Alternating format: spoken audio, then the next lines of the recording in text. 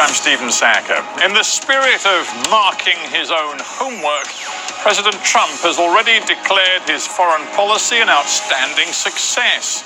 So-called Islamic State vanquished. Iran put on notice.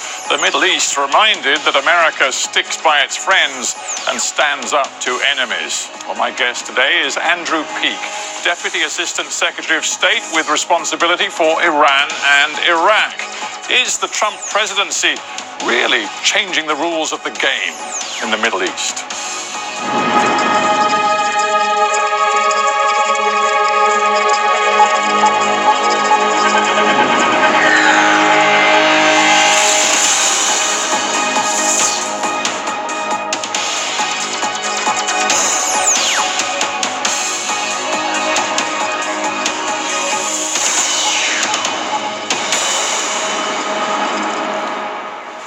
Andrew Peake in Washington, D.C. Welcome to Hard Talk. Thanks so much. It's great to be here. If I may, I'm going to begin with some words of yours written right after Donald Trump's extraordinary election win back in November 2016. You said America's role in the world will be fundamentally altered by this election, and in the Middle East, most of all. Well, now that you're inside the State Department, do you stand by that? And in what way do you think this fundamental alteration has happened? Oh, I think there's a lot of common threads that run through American foreign policy from one administration to another. I think one of the alterations that we saw was that in 2016 there was a fundamental choice between a more hawkish foreign policy that for the first time really in a long time was offered by the Democrats and a more restrained foreign policy that was offered by Donald Trump, who sought to conserve American resources while still accomplishing our vital aims, kind of in the wake of the excesses of the Iraq War in 2003 and perhaps the Libyan and Syrian interventions and non-intervention, respectively, in 2011.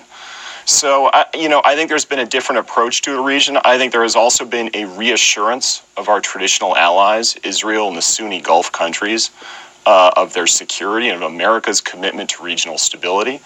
And also, I think there's a genuine focus on perhaps strengthening some of the holes or the challenges that are inherent in the Iranian nuclear deal that the Obama administration left behind. Okay, well, there's plenty to unpack there. I'm just very struck by another turn of phrase of yours. You said, we're going to see the end of America as a crusader and the return of America as a great power. What exactly did you mean by that? Well, I think this goes back to 2001, where in the Republican Party, there's always been these two competing poles. There's been the kind of 1990s America as a great nation with a unique moral message, but not necessarily a proselytizer. And then I think after 2001, there was a definite shift to America the proselytizer, America the country that spread democracy while wearing combat boots. Which was a turn of phrase that in the last, in the Bush administration was quite common. And I think that really the election of Trump and some of the people that he's brought into office on the foreign policy side reflect that slightly older Republican tradition, the 1990s, the H.W. Bush, America the realist, not necessarily America the evangelist. But you can't be a great power if the rest of the world doesn't really understand what you're doing. And so let's get into your areas of responsibility and talk in some detail. Iran, first of all, I think it's fair to say that the rest of the world is somewhat confused and indeed alarmed by your policy, that is U.S. policy toward Iran today. Can you try and assure me that you know what you're doing? Well, I'm not sure I would make that general a statement. I'm not sure when you say the rest of the world, I know who you're talking about. Well, okay, I'll be a little clearer. Fair point. I'll be clear. The European Union, the Russians, even the IAEA, the Nuclear Watchdog Authority, all believe that the US is mistaken, fundamentally mistaken in its current approach to the nuclear deal with Iran, which of course was struck by the Obama administration amongst the other great powers with Iran, and which Donald Trump now seems intent upon tearing up. Well, let me offer that in the countries that I most often deal with, Israel, the Sunni Gulf countries, Saudi Arabia, the Emirates, and others, there's no confusion at all. And in fact, they are greatly reassured by this administration's approach to Iran because they are living at the front line with the challenges that Iran and its regional behavior place. From my interactions with the European Union and Western European countries, I would say that I have found great interest in trying to address some of the challenges of the Iranian nuclear deal. But surely what matters, if I may interrupt for a second, surely what matters please, most is the thinking in those partner countries that you did the deal with Iran with. And of course, that's the Europeans, the Russians. To quote the EU Foreign Affairs spokeswoman, Federica Mogherini, she says the deal is working, it is delivering on its main goal, which means keeping the Iranian nuclear program in check. And as I said, the IAEA, which is the watchdog authority overseeing it, says I can quite clearly state that Iran is implementing its nuclear-related commitments. These people's views matter, don't they? They sure do. I'm not sure that I would be so bold as to say that the views of the countries on the front line of Iran matter less than the countries in Western Europe. I think that would be a strong thing to say. I would bet that Israel and Saudi Arabia have very, very strong feelings about the Iranian nuclear deal. Indeed, I know they do because I talk to them. No, well, I know they do too because I read what they say. But nonetheless, the point of that deal was to try to rein in Iran's nuclear program. All of the experts who are given the responsibility of monitoring it say it is working. And I just want to figure out what you think Donald Trump is going to do next. Because we, again, in terms of my point about confusing signals, we've had Mike Pence recently indicate that, as far as he's concerned, the Trump administration is going to trash the deal. The deal's pretty much over. But we've had other members of the Trump team suggesting, and Rex Tillerson, the Secretary of State, one of them, suggesting that there's much more talking to be done. So what is going on right now? Well, I think the president's been reasonably clear. I think he wants, by May 12th, an agreement with the Europeans that'll address some of the weaknesses that are inherent in the JCPOA, the Iran deal, that we inherited from the Obama administration. These are weaknesses like the linkage between sanctions and inspections, how quickly sanctions come back on if Iran doesn't comply or doesn't comply fully or pushes back on inspections, or on ICBMs. Why does a country make ICBMs if not to carry a nuclear weapon? Thus, shouldn't ICBMs be considered part of a nuclear program? That's a question we're working on with the Europeans also. But the Iranians, lastly, in terms of the ballistic missiles, the Iranians on the intercontinental ballistic missiles, the Iranians aren't going to give ground on that. They've made that quite plain. They're not interested in giving new assurances on permanent restrictions on uranium enrichment. So there's really no wiggle room here. And Donald Trump's put himself in the position where he says he won't certify the deal again. He has basically asked the Europeans to do the impossible. And if they can't do the impossible, I just wonder, are you clear, is the United States clear that come May, sanctions will be reintroduced, and as far as the US is concerned, the deal is over? Again, there's a couple of different areas that we're working on. A third one is the sunset clause, right? I think there's broad agreement that it's concerning that some of these safeguards begin to be lost after years 8, 10, and so forth. I will say with the Europeans that there has been great interest in working to strengthen elements of the deal.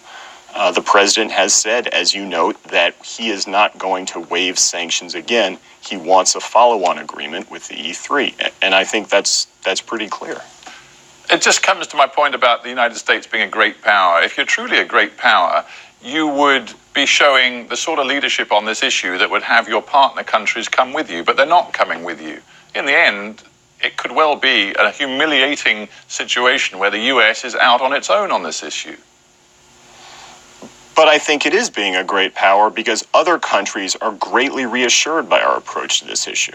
And the fact that one administration has a slightly different policy focus, or a greatly different policy focus, as in the case of this administration, than the past administration, being a great power doesn't mean consistently doing exactly what was done the administration before. These are real concerns we have. They're broadly shared by a lot of Americans. They're broadly shared by a lot of the international community. And the fact that the Iranians don't like them, I don't think mitigates the fact that we need to address them.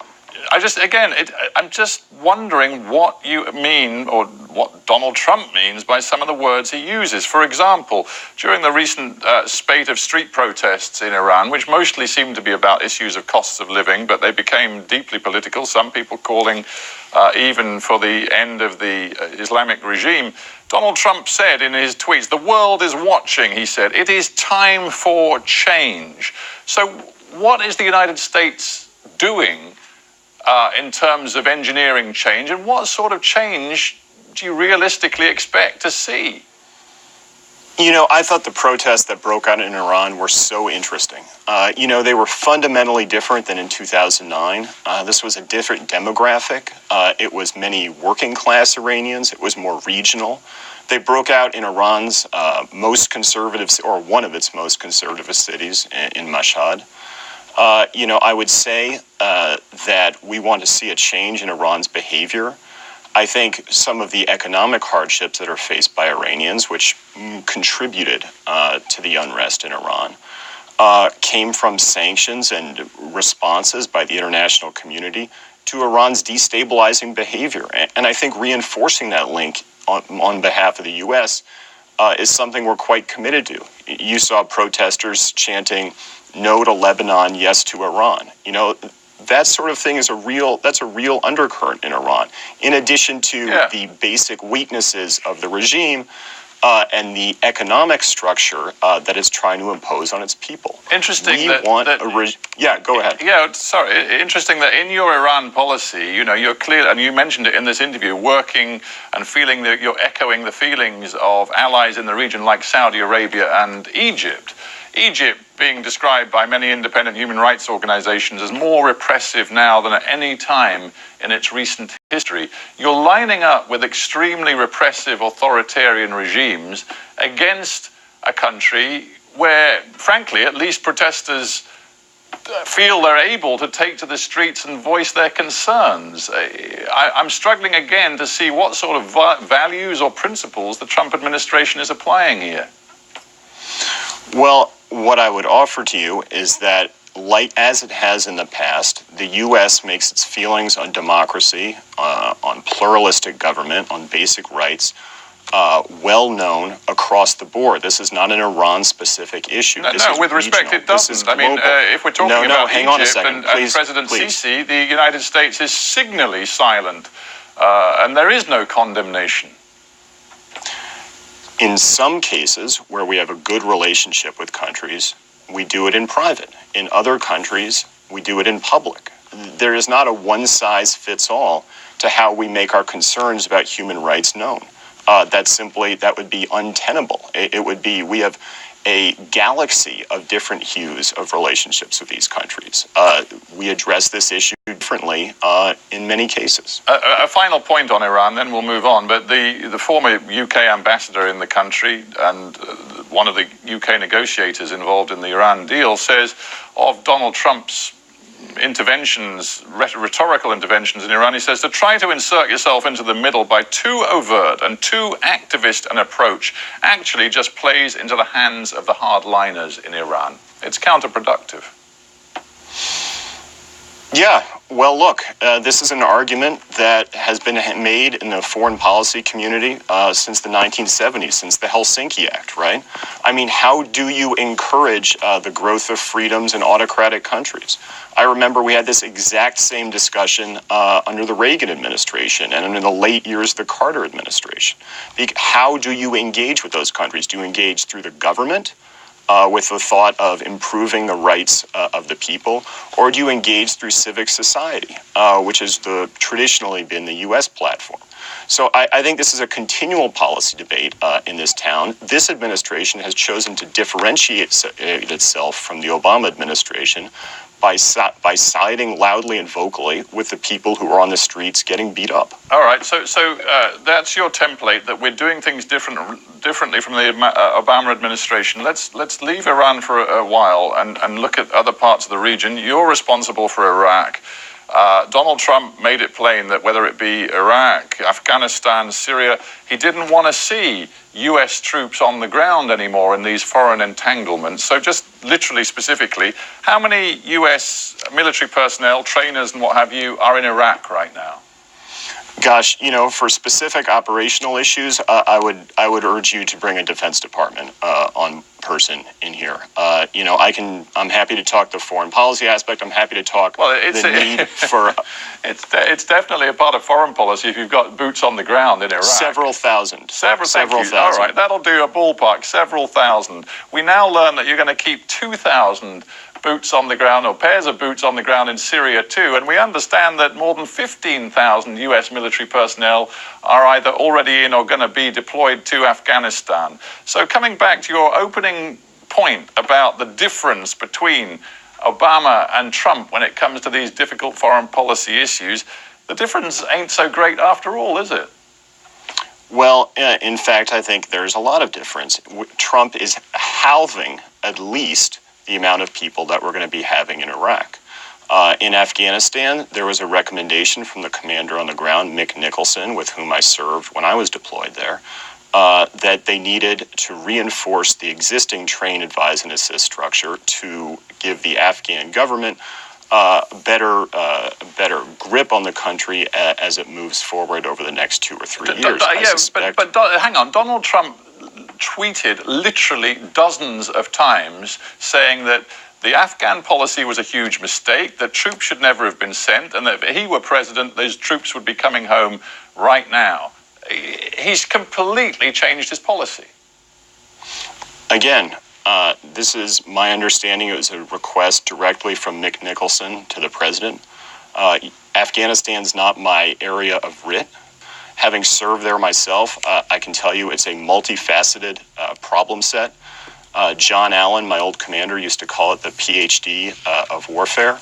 And so it's a decision that the White House is constantly looking at. I understand that Afghanistan's not your specific bag, and indeed neither is Syria, but because Iraq is, I'm sure you take a great interest in Syria because obviously the neighboring countries and some of the issues cross the border, not least the fight against so-called IS and America's military strategy in both countries. Obviously they're interlinked.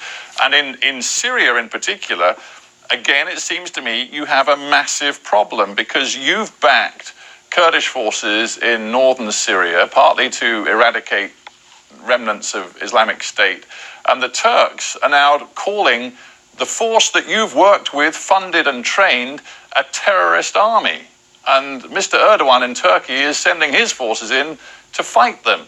Turkey, of course, a fellow member of NATO. The United States in Syria is in a very big mess right now. Well, listen, we are constantly reinforcing to the Turks that we want whatever's happening in Afrin right now, their operations, Operation Olive Branch, to limit civilian casualties, to be proportional, and to be restrained. We're constantly reinforcing to the YPG not to provoke the Turks, not to step outside of their boundaries, and to concentrate on the fight. You're not really addressing my main point, which is that your NATO partners in Turkey are accusing you of funding and training a terrorist army on their border. Again, we're constantly engaging the Turks on this issue. We're constantly engaging the YPG to deconflict this and keep the focus on ISIS. I mean, that's the core of U.S. policy. That's what we're doing. And it takes a little bit of time sometimes, but we're constantly engaged on this. The country you are specifically responsible for, as well as Iran, is Iraq. There are supposed to be elections in Iraq in May. Do you have full confidence in Prime Minister Abadi? Are you backing him and you want to see him succeed in those elections? Oh, gosh. The Iraqi elections are really interesting. we're not backing Abadi specifically. We think that his leadership has been extremely positive for Iraq, not least of which pulling it back from the brink in 2014. What I would offer is, I think it is a reflection on the progress that's been achieved in Iraq, that it is one of the few countries in the region where we genuinely don't know who's going to lead the country after May. There's a couple of main Shia candidates. Whoever wins will likely amalgamate a list with probably several smaller ethnic parties.